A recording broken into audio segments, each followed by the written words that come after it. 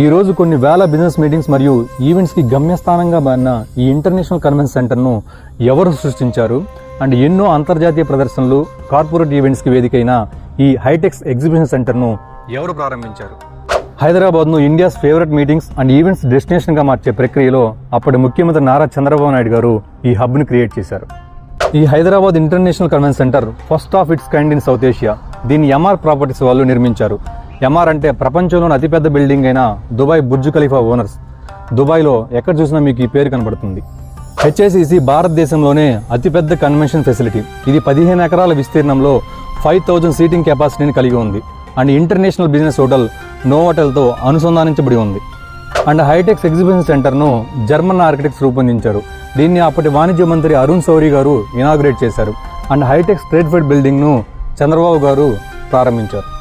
It has been the winner of the Excellence Award for Best Standalone Convention Center for a record 4 times.